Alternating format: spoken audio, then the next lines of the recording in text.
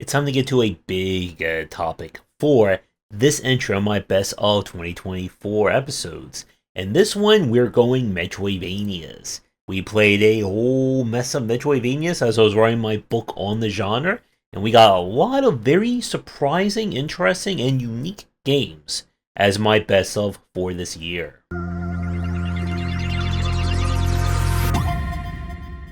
This has been a surprisingly strong year for Metroidvanias. Maybe the community heard I was writing a book on it and wanted me to play as many as I could. The first entry on my best of is the Mobius Machine. This one is more on the standard side, I would say, of the Metroidvanias, but it's one that is a very solid core all the way through, focusing on running, gunning, and different kinds of jump and kind of agility-based tech.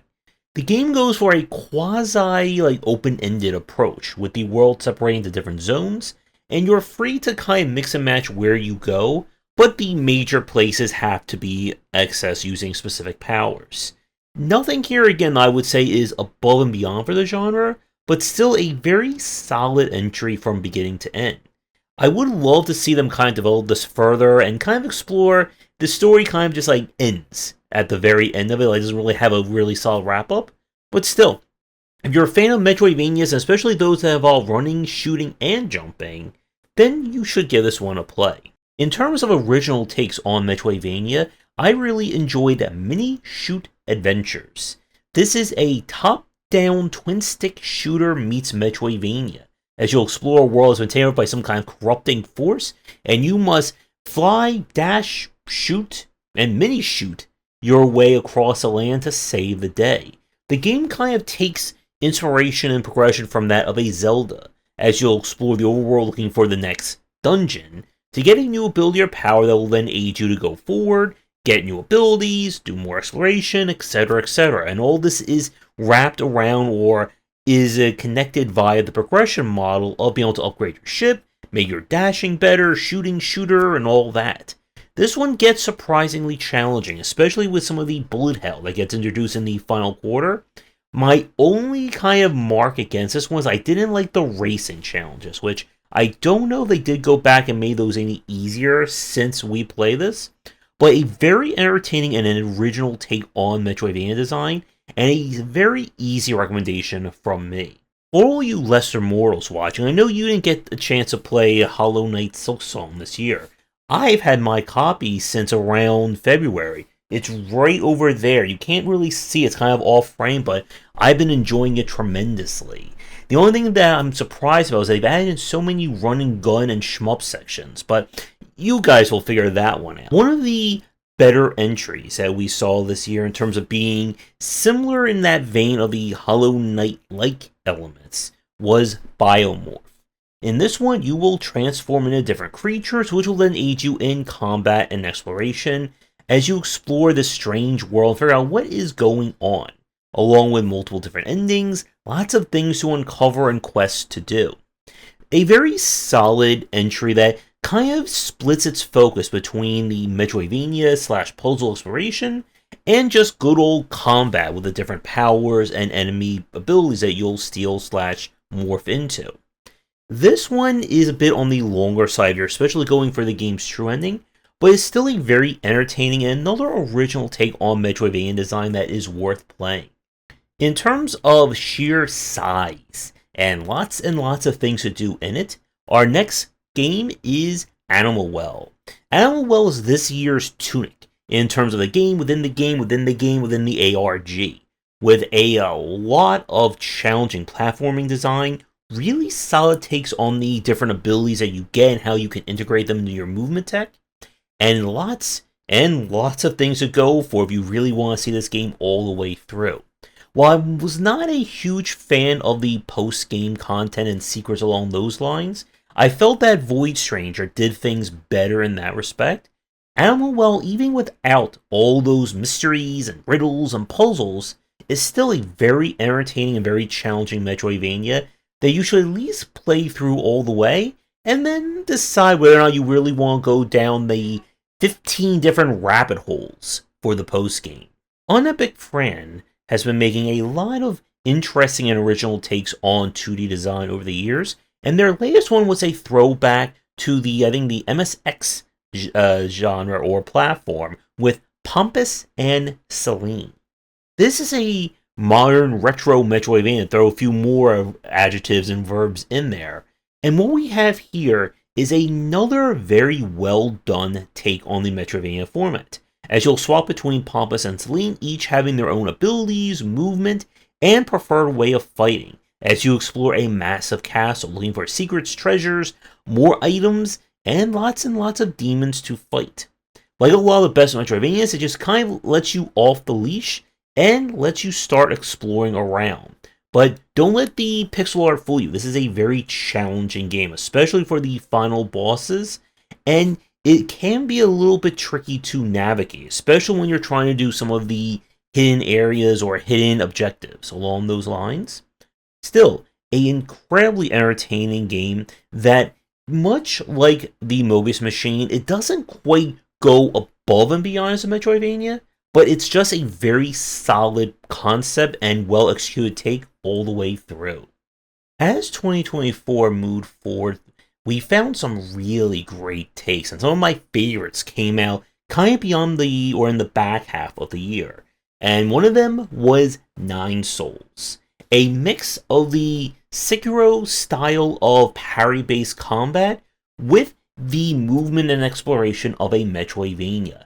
A beautiful and very challenging Metroidvania to play, as you must do all the moving, jumping, dodging, and learning how to parry and get good against the game's variety of enemies and some incredibly challenging bosses. Now, the thing about Nine Souls is that it leans more towards the action-focused design. While there is still plenty of movement and exploration to go around, you are going to have to get really good at the combat if you want to have any chance of seeing this game all the way through, and especially the game's final boss, which, if you are a fan of kind of the bonus and more masochistic challenges of Sekiro, you are going to really get a kick and a punch and a blast of energy out of them.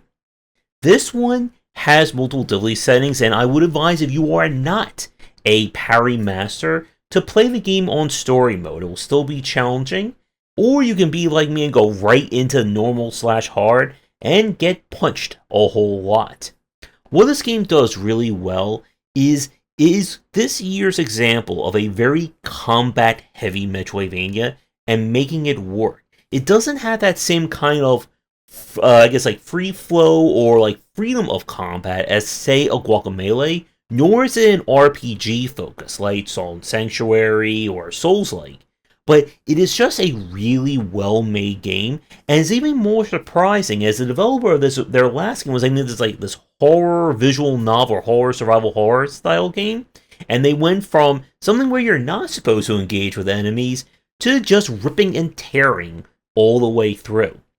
If you are a Metroidvania fan and you like your games to be challenging, and you did not play Nine Souls, it is a must-play for you for 2024.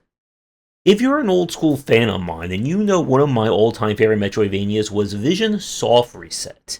And following the release of that game, the developer kind of went away for a few years, but they came back with a new release, and that is Moonlight Pulse.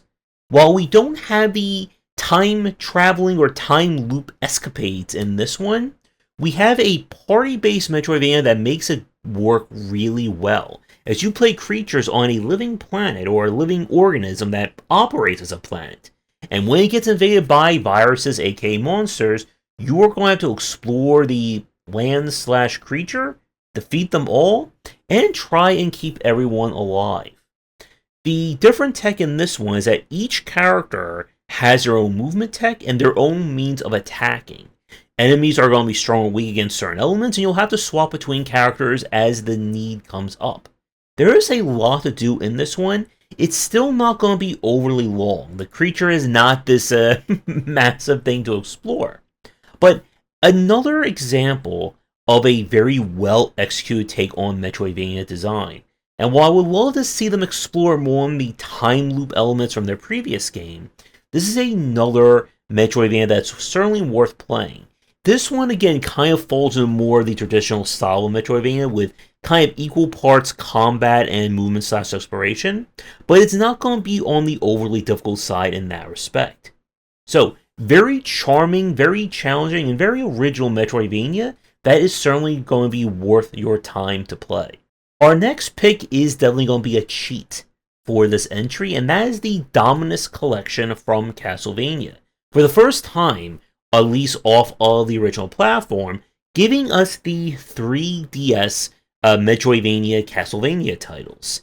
And this was also the first time I had a chance to finally beat Order of Ecclesia, and just some of the nightmarish bosses in that one. I never thought Dracula could turn into a Champion Gundyr for the final fight.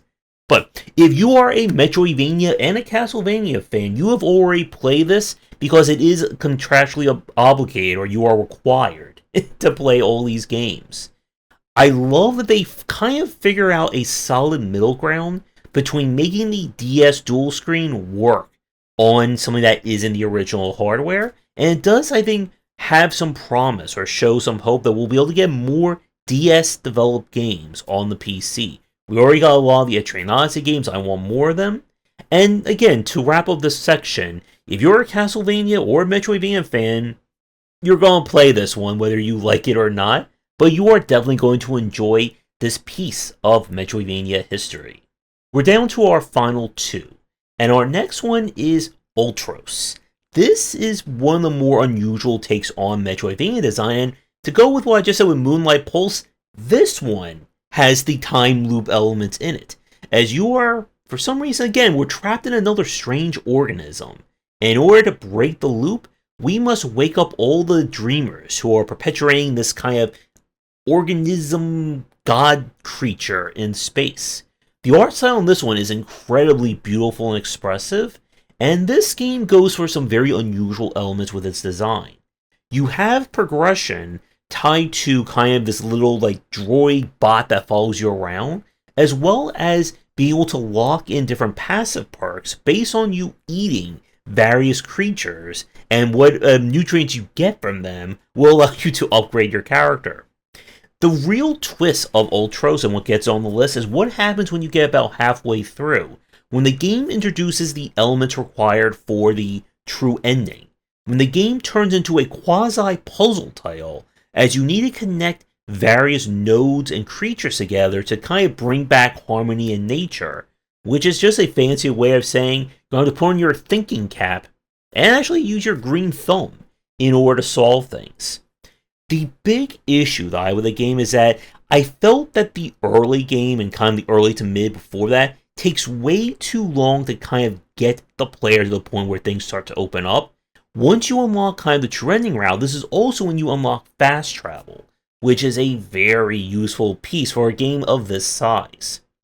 It does more things right than it does wrong for sure, but I would not put it in the same category as some of the other games we mentioned today in terms of being like all the way, completely polished and well executed. This one has a bit more friction to it, but if you can look past that, you'll find a very original take on the Metroidvania format, and could be one worth checking out for you. And for our final entry for Metroidvanias, we went from something very big, and now we're going very small with Alruna and the Necro-Industrialists. This is a kind of short form Metroidvania, where you are exploring a dying world as kind of like a flower, I think like a dryad or some kind of creature, where you must fight against the evil industrialists and capitalism in order to bring the land back, along with getting a lot of classic rock nods and Easter eggs along the way. Alruna is not going to be the longest or most technical-based Metroidvania you're going to find, but it is a very kind of like stacked Metroidvania. You have the world open to you to explore. The game encourages you to sequence break and do things out of order, and there is surprisingly a lot to uncover for such a short game. My only issue was I couldn't get to restart the game after we finish to go for 100%, so I would advise, in case they did not patch that in, that if you want to see everything there is to it, make sure you do that before you step into the point of no return. Another game that is very polished, well executed, and does a great job again of not overstaying its welcome, but still being very entertaining and challenging.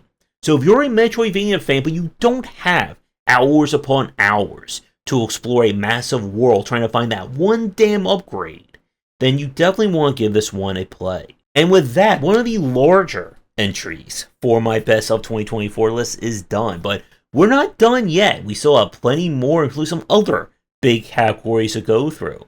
So, I know a few of you like Metroidvanias here in the audience. What are some of your favorite takes on it? And especially let me know if there are any very hidden gem Metroidvanias, as we got even more to play in 2025. And with that, another entry comes to an end. Thanks for watching, and I will see everyone in the next video. Thanks for watching, and a special thank you to our Patreon supporters. If you enjoyed the video, do the YouTubing stuff, be sure to visit our Discord and Patreon, and if you're interested in more of my thoughts on design, check out my game design books.